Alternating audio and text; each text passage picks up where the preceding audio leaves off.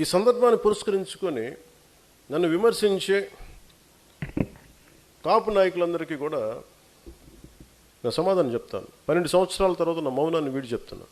ప్రముఖ విశ్లేషకులు మాట్లాడుతూ ఉంటే ఈరోజు కూడా ఏదో విన్నాను వార్త, ఆయన అరెస్ట్ చేయడానికంటే ఆయన అంత కూర్చోబెట్టి నేను కేసులు పెట్టారంటే మనం లేదు బాధపడి నేను వద్దని చెప్పాను. ఆయన పాపం ఏదో పొరపాటును మాట్లాడి ఉండొచ్చు, కొంచెం భావోద్వేగంతో ఫోన్లేండి వదిలేసేయండి అని చెప్పాను ఆయన విశ్లేషకుని.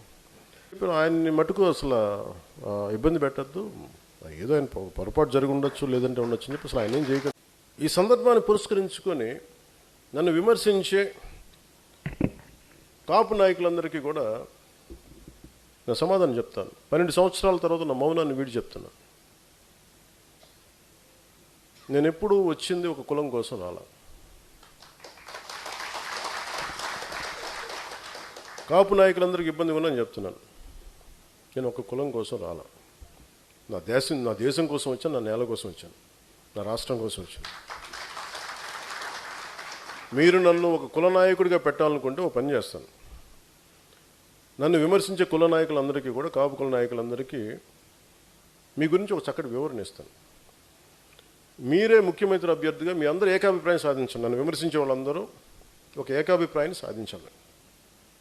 ఈ మధ్య నన్ను విమర్శిస్తున్న నాయకుడిని మీరు పని చేయండి, మీరే ముఖ్యమంత్రి అభ్యర్థిగా మీరు ప్రకటించుకోండి, మీరు నిలబడండి. సంపూర్ణంగా మీ వెంట ఉండే ఎంతమంది కుల సభ్యులు ఉంటారో వాళ్ళందరితోటి మీరు ముఖ్యమంత్రి అయిపోయిన సంతోషం. నేను కూడా మీకు కంగ్రాచులేట్ నోట్ పంపిస్తాను.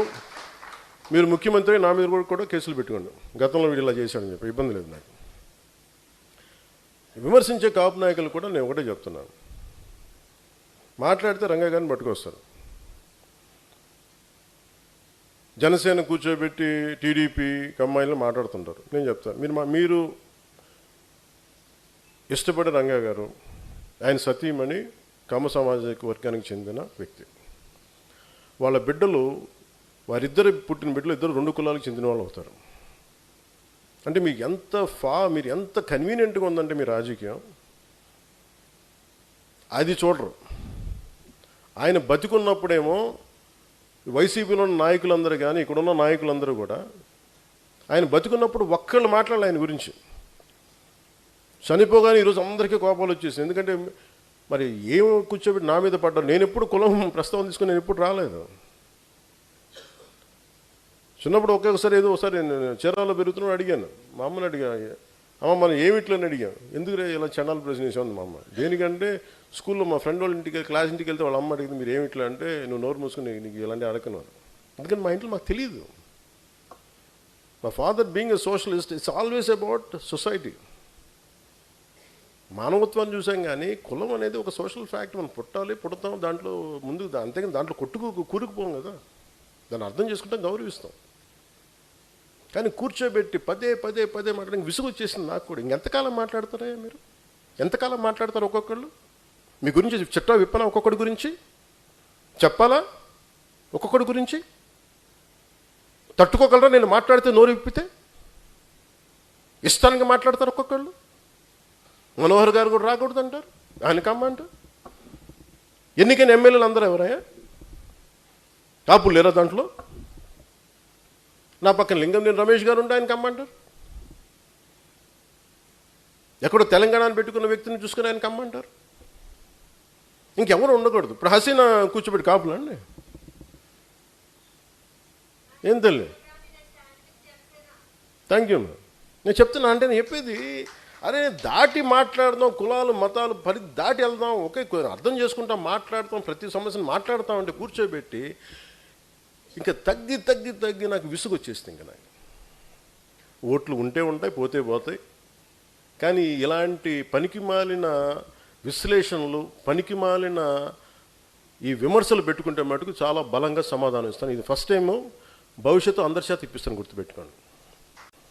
మీ నోళ్ళు మూతపడే వరకు, ఇంకొకసారి నా గురించి మాట్లాడాలంటే మీ నోళ్ళు మూతపడే వరకు అందరి చేత మాట్లాడిస్తాను, గుర్తుపెట్టుకోండి. ఇంకా సభ్యత సంస్కారం కాదు అని చెప్పి నేను మాట్లాడలే. ఇంకా మీరు స్థాయి దాటేశారు. మీరు ఎవడన్నా సరే మీరు మీ వాదనే చెప్తాను, మీ కుల వాదనే చెప్తాను కాపు నాయకులందరికీ. మిగతా కులాల్లో చూసారా ఎక్కడన్నా? జగన్ గారి సామాజిక వర్గంలో చూసారా వాళ్ళ కులం నుంచి కూర్చున్న నాయకులు మాట్లాడారు ఎప్పుడన్నా? నువ్వు ఓడిపోతే నీ పేర్లు మార్చుకుంటాను ఎవరన్నా మాట్లాడారు అట్లా? ఎవరు మాట్లాడారు? మాట్లాడతారు. చంద్రబాబు గారి గురించి మాట్లాడారు, నువ్వేం చేసావు కమ్మవారికి అని మాట్లాడతారా? మాట్లాడరు. మీరు మాట్లాడతారు. అసలు మీరు ఒకసారి లోపల ఆలోచిస్తారా? ఈరోజు మీ అందరికీ చెప్తా ఉన్నా, నా చుట్టుపక్కల చాలామంది నాయకులు ఉండేవాళ్ళు. కానీ నేను ఇప్పుడు ఉదాహరణకి ఈయనే ఉన్నారు, ఆర్ఎంఆర్ గారు ఉండేవాళ్ళు, జేడీ గారు ఉండేవాళ్ళు. ఎక్కడికి వెళ్ళినా, రాజమండ్రి ఎక్కడికి వెళ్ళినా, ఈస్ట్ గోదావరి ఎక్కడికి వెళ్ళినా జేడీ గారిని పార్టీలో చేర్చుకోవాలని, జేడీ గారిని పార్టీలో చేర్చుకోవాలంటారు. వచ్చారు, మెంబర్షిప్ పెట్టాం, వైజాగ్ పార్లమెంట్ ఇచ్చాం, ఓడిపోయాం. అతను సినిమాలోకి వెళ్ళిపోయి నేను వెళ్ళిపోతాన్నారు. మాతో పాటు తోట చంద్రశేఖర్ గారు ఉండేవాళ్ళు, ఆయన బీఆర్ఎస్కి వెళ్ళిపోయారు. ఇప్పుడు మీరందరూ 3,000 మంది, ఇన్ని వేల మందికి పదవులు వచ్చినాయి. ఎందుకు వస్తాయి? మీరు నిలబడ్డారు కాబట్టి పదవులు వస్తాయి. వాళ్ళు ఉండుంటే వాళ్ళందరూ రాజ్యసభ సభ్యులు అయిపోయేవాళ్ళేమో, నాకేం తెలుసు.